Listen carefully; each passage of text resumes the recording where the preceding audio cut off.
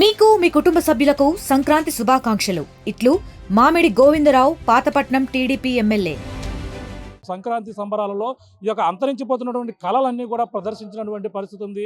అలాగే మన జానపద నృత్యాల కాంచి అలాగే కోలాటం ఇలా రకరకాల మన ఇది ఇక్కడ వివిధ ప్రాంతాలలో అలాగే మన ఏపీలో ఉన్నటువంటి వివిధ నలుమూలల నుంచి వచ్చినటువంటి కళాకారులు అయితే కళలు ప్రదర్శిస్తూ ఏపీ ఉప ముఖ్యమంత్రి పవన్ కళ్యాణ్కి అయితే ఘన స్వాగతం పలికారు.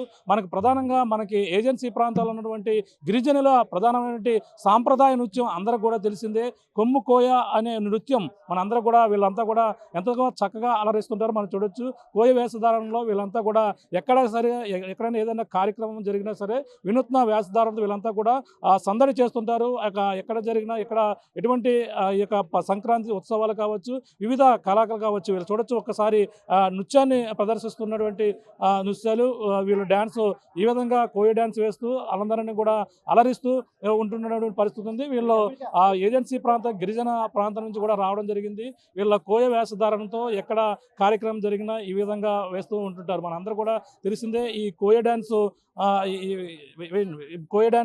వేస్తున్నటువంటి చూడొచ్చు. ఈ నృత్యం అందరినీ కూడా అలరిస్తుంది. ప్రతి చోట కూడా వీళ్ళు వేస్తున్నటువంటి నృత్యానికి అందరూ కూడా ముగ్ధులు అవుతుంటారు. ఈ నృత్యం ఇక్కడ ఎన్నాళ్ళ నుంచి నేర్చుకుంటున్నారు, అలాగే ఏ ప్రాంతం నుంచి వచ్చారో కూడా మనం తెలుసుకునే ప్రయత్నం చేద్దాం. మనకు చూడొచ్చు పెద్ద పెద్ద డప్పులతోనే మనం ధరించినటువంటి కొమ్ములు, మనం చూస్తున్నటువంటి కొమ్ములతో పాటు నెమల పించం ఇవన్నీ కూడా ఉండి చాలా విచిత్రంగా ఉంటుంది. కానీ ఇది ఏదైనా సంబరాలు జరిగినప్పుడు ప్రతి కార్యక్రమంలో కూడా ఇదంతా కూడా అలరిస్తున్నటువంటి పరిస్థితి ఉంది. చూడొచ్చు వీళ్ళతో మాట్లాడే ప్రయత్నం చేద్దాం. ఎక్కడి నుంచి వచ్చారు ఏంటో తెలుసుకుందాం. అమ్మ చెప్పండి, మీరు ఎక్కడి నుంచి వచ్చారు? ఇది ఏ డాన్స్ అంటారు? చింతూరు మండలం పోలవరం జిల్లా నుండి వచ్చాము. తుమ్మల గ్రామం. ఇది తాత ముత్తాతల నుండి వస్తున్న డ్యాన్స్. ఇది మేము మా నాన్నగారి దగ్గర మా అమ్మగారి దగ్గర నేర్చుకున్నాను.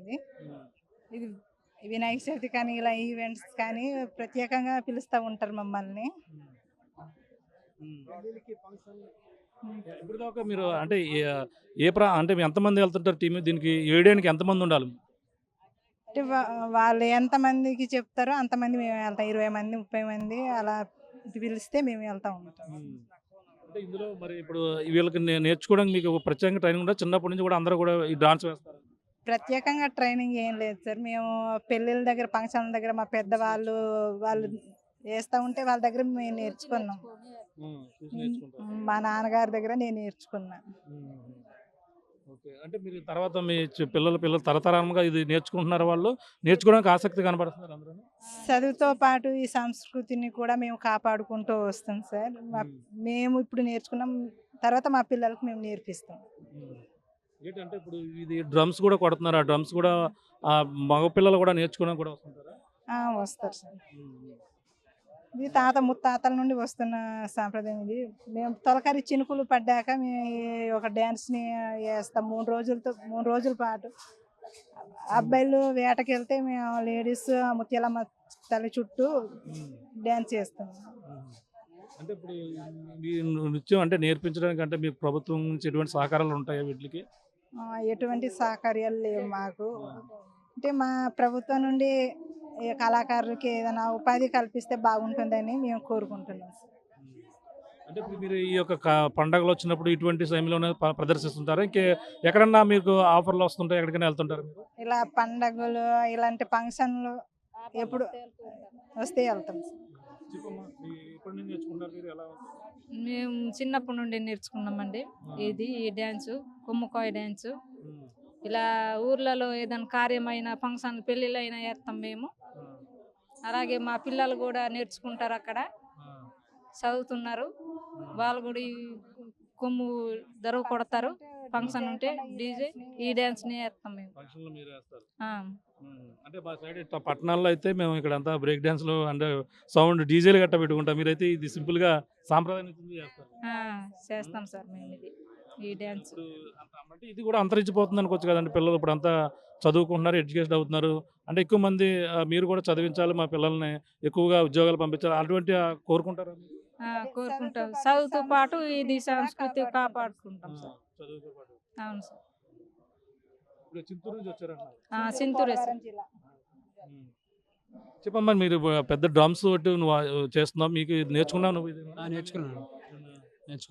ఇప్పుడు నుంచి నేర్చుకున్నా మీరు ఎవరు నేర్పారు? ఇది మా నాన్నగారు నేర్పించారండి. అవును. అంటే ఇప్పుడు ఈ కళను మరి అందరూ కూడా నేర్చుకుంటున్నారా, నేర్చుకుని ముందుకు వస్తున్నారు పిల్లలు? వస్తున్నారండి. చాలా ఆసక్తి చూపిస్తున్నారు ఈ డాన్స్ మీద. అవును. ఎంతమంది టీం ఇప్పుడు దాకా ఎంతమంది టీం వచ్చారు ఇప్పుడు దాకా? ఎన్ని ప్రోగ్రామ్స్ మీరు కండక్ట్ చేసి పాల్గొనడం జరిగింది? 15 మంది వచ్చాము. ఇంకా ఉంటారా మీ ఇంకా? ఉంటారు, 30 మెంబర్స్ ఉంటారు, 50 మెంబర్స్ ఉంటారు. ఇది ఇప్పుడు పవన్ కళ్యాణ్ గారు చూసారా మీ కళని? ఆయన చూసారా? డాన్స్ చేశారు. మీతో డాన్స్ చేశారా? ఎలా అనిపిస్తుంది డాన్స్? చాలా సంతోషంగా. ఏమడిగారు పవన్ కళ్యాణ్ గారు? ఏమడిగారు డాన్స్ చూసి ఏమన్నారు? అంటే ముందు 2 నిమిషాల వరకు చూశారు ఎలా వేస్తున్నారు అనేసి. సార్ వచ్చి మాతో వేయడం చాలా సంతోషంగా ఉంది మాకు. ఇది పెట్టుకున్నారా ఇది కమ్ము? పెట్టుకోలేదు, డాన్స్ చేశారు. డాన్స్ చేశారా? ఎక్కడి నుంచి వచ్చారు ఏంటని అడిగారా?